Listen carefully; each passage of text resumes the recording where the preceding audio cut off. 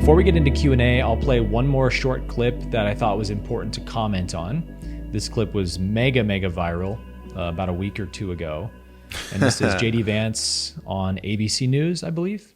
The incidents were limited to a handful of apartment complexes, and the mayor said our dedicated police officers have acted on those concerns. A handful of problems. Only, Martha, do you hear yourself? Only a handful of apartment complexes in America? I got to pause this and replay that because the look on her face, man, when she delivers that question, that talking point, it looks like she's disappointed with that question, doesn't it? She seems like just incredibly troubled. Yeah, like she's trying to tote the party line and say what they want her to say, pin him on the, it's only a couple apartment complexes. And I think even this lady, you can sort of see the dissonance behind her eyes of like, this is a really terrible talking point, but it's what I'm told to say, so I have to say it. Concerned. A handful of problems. Look, she's like God. She looks like she just ate something really sour. Only, Martha, do you hear yourself? Only a handful of apartment complexes in America were taken over by Venezuelan gangs, and Donald Trump is the problem and not Kamala Harris's open border. Americans are so fed up with what's going on, and they have every right to be. And I really find this exchange, Martha, sort of interesting because you seem to be more focused with nitpicking everything that Donald Trump has said rather than acknowledging that apartment complexes in the United States of America are being taken over by violent gangs. I worry so much more about that problem than anything else. So the bigger point there is like apartment complexes in Aurora, Colorado were taken over by violent gangs from another country. Not even just violent gangs like the Bloods or the Crips. Like we're talking about Venezuelan gangs from another country. That's called a foreign invasion. And, yeah, it's just a few apartment complex buildings, but it's like, you can hear the same excuses in the ego mind where like, somebody does some cocaine at a party and they really like it. They get hooked on it for a while. And then somebody offers them another drug and then somebody offers them heroin and they're like, it's just one shoot up. Like, who cares? Like this is the way ego will gaslight itself and bypass these obvious problems. Like if we have foreign gangs taking over apartment buildings, we've got a big systemic issue in our country. And a couple days ago, I saw that there was just 2 more apartment complexes in Texas now, also taken over by Venezuelan gangs. And so it got me thinking, just the initial like shock of that clip where she's like, but you said it's bad, but come on, it's only a couple apartment complexes, right? And he's just like, what are we doing here? Am I really arguing with you about this? And these are the moments where people go like, how do we get to this point? It's like, because it's the slow crawl towards degeneracy that we've kept continually bypassing these warning signs. And I mean, we as a collective, you and I and most people listening to this show have been crying from the hilltops about these problems, right? And saying, we got to do something about this. But not enough people have. And so this is a huge issue in America's collective consciousness right now in terms of like the open border, because it's another area that we've been bypassing for quite a while in that, the border is, I think right now that's the second most important voting issue in America, just slightly beneath the economy, most polls say. And so it's like, how do we address these kinds of political issues from an enlightened spiritual perspective? And I want to take a quick moment to actually address that question because we get a lot of listeners on our show that will comment every so often, and it's not super often. It's definitely the exception, not the norm, but we do get some comments from people that'll say things like, Aaron, I'm so disappointed in you discussing world events and politics. You're supposed to be a spiritual teacher. You're not supposed to talk about these things. Please stop talking about world issues and politics and just go back to talking about spiritual things. I'm unsubscribing, and stuff like that. Love those. And what's that? I love those for you. Yeah, me too. And I understand what their sentiments are, but here's my perspective to anybody who feels this way. I am unapologetically passionate about helping the great awakening of humanity, about being of service to this planet, I am very aware of how deeply in trouble our planet is from an awakening perspective, that we've got some big, big problems on this planet: child trafficking, debt enslavement, constant war and conflict. We have a lot of systemic issues to clean up, and I'm sorry, maybe other spiritual teachers can do this, but I personally just can't feel okay watching all of these issues unfold on our planet and keeping silent about them, when what I feel we should be doing is bringing light to them and discussing these issues from a spiritual perspective and say, what is the enlightened way to deal with an open border issue or money laundering or corruption in politics?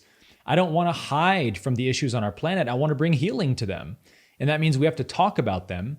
And I realize that that makes some people uncomfortable, but I would encourage you to look at why it makes you uncomfortable and whether it's an attachment or a fear or resistance you're holding. Why do you find it uncomfortable to hear people talk about world issues? Because if we love the world, if we care about people, we should want to help these kind of issues, because they create a lot of suffering on our planet. And it just feels like something that I came here to do. And I don't feel like I need more explanation than that.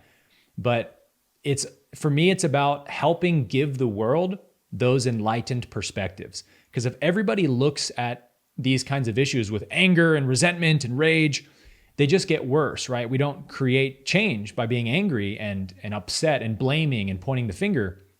So we've got to have examples of a grounded, mindful, balanced way to handle these charged issues. And that's what we try to do on this show, is talk about these charged issues, whether it's politics or world corruption, from an enlightened perspective. And when it comes to the open border issue, the spiritual perspective I wanted to touch on just really quick is the martyrdom aspect of having open borders as a country. The strongest example of martyrdom, if you don't know what that term really means, the strongest example would be like somebody who wants to help a mentally insane person by allowing them to take out their anger and abuse upon them.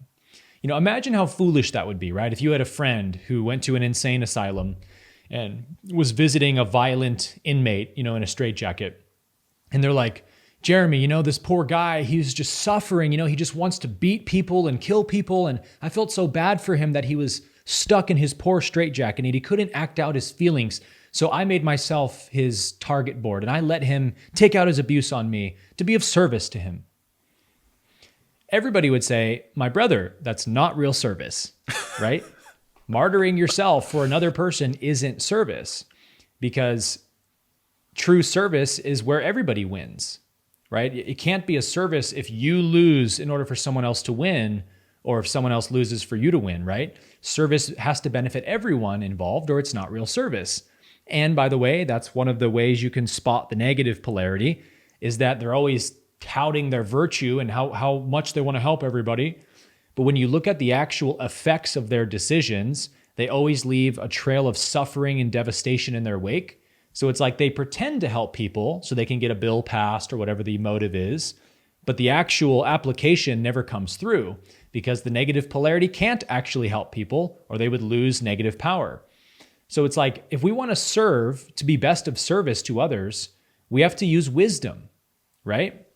Because harming yourself can't be of benefit to somebody else in a spiritual perspective. And so you should always prefer others above yourself, or you're a bad person, is kind of the negative polarity's talking point to trick people into martyring, right? Give up your rights, give up your freedoms, hurt yourself to help others, because if you're a good person, you'll care more about others than yourself. And that's the false light of using your own light against you. It's like, Jeremy, you're a good person, right? You want to help people, right? You wouldn't want to harm people, right? Of course not. So give up all these rights that are harming these people. And if you want to look virtuous, if you have something to prove, you'll give into that trick, right? So it's the weaponization of the positive polarity against itself. Mm. It's your own light used against you, right? You have light because you want to serve people. And this is definitely true for both sides of the political aisle.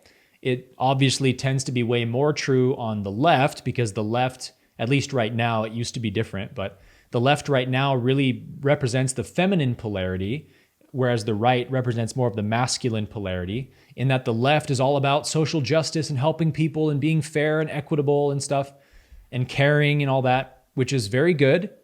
But the right is all about laws, rules, following the rules, common sense. And so they clash, right? But on the left, because that's the side of the political aisle that people who really want to help others tend to gravitate towards in their gullibility, their light is easily used against them. And so it's good that you have the desire to be of service, but if you don't use wisdom in your service, you can actually do more harm than good. So it should be obvious that no, we can't just let everyone in the world come into our country with unrestricted access, because the reality of our world is that we're not living on an enlightened planet yet. There are many, many people with very bad intentions, sex trafficking, drug trafficking, crime, etc., who want to come into this country to unleash their crimes in our country, where they can make more money with their crimes. We have to have the wisdom to know that, right? If we have an open border, it's like a siren call to the people with the worst intentions. And that's the famous Trump clip, right? Where he's like, when Mexico sends their people, they're not sending their best people. They're sending drugs, rapists, murderers, etc. And there's actually a lot of truth to that, right? Because these gangs and these traffickers look at this as this lucrative opportunity to get into the most lucrative country in the world, where they can make a lot more money on these kind of crimes. And so what J.D. Vance was attempting to point out to this poor news anchor is a point that appears to be totally lost on her, which is that, hey, you can't help others by hurting yourself, right? You have to find a way that benefits both people involved, or it isn't real service. And so that's why I feel that the America First approach is the more spiritually enlightened approach, because this is a first principle of your own spiritual growth. If you don't first take care of yourself, you can't actually help anybody. If you're not healed, you can't heal others, right? You can't help heal others. You can only give to others what you've given to yourself. And so if we don't take care of our own problems first, we can't really help anyone else. And obviously sending $300 billion to Ukraine for a war isn't helping them anyways.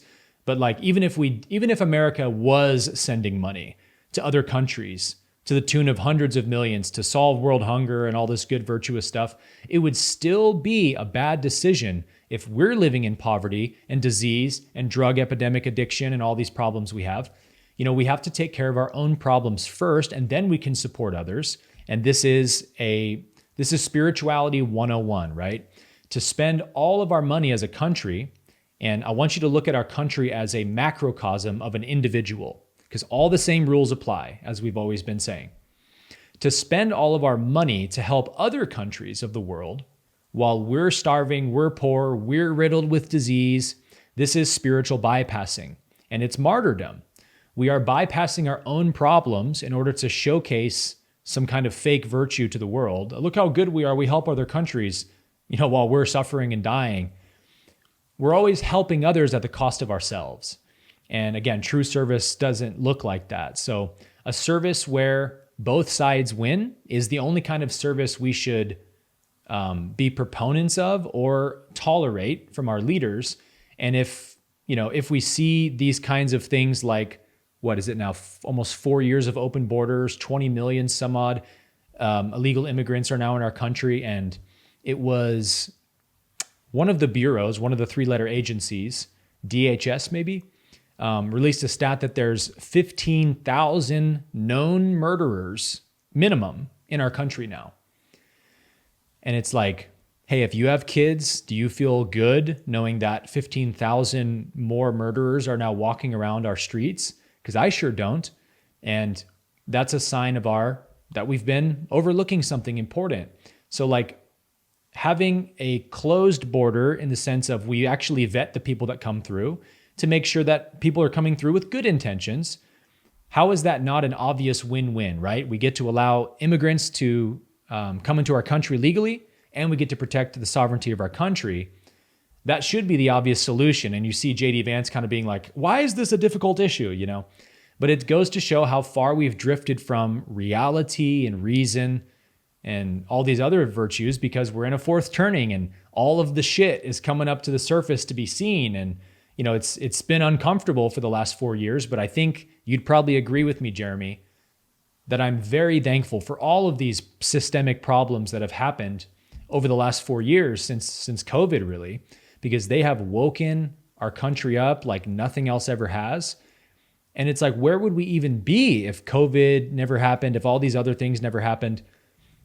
I can remember now, when I look back, how unawakened the world population was before COVID. Yeah. Of course, I didn't see it that way at the time, right? I wasn't looking at the world like, how awake are we? It wasn't even on my radar until COVID. So it's like gratitude for the blessings that the universe has given us. They don't always come in pretty packages with nice red bow ties, but everything that happens is God's will for humanity unfolding. And God is helping us see the issues we really need to heal as a country. And whether it's borders, money, all the issues we've talked about today, the good news for me is humanity is waking up to these things slowly but surely. And it is going to be, as you said, an interesting next decade to see if this is how awake we got in 3.5 years, what does 10 more years look like? It's interesting. Yeah. Actually, I have nothing to add to that. That was a beautiful explanation, and I like how you tied in natural law and brought it full circle. I see exactly what you're saying, and that's I hope the audience can receive that in the way that you intended it. Hey, if you enjoyed this short video clip and you want to watch the full podcast episode, you can click right here. And if you want to watch another short clip we think you might also like, you can click right here.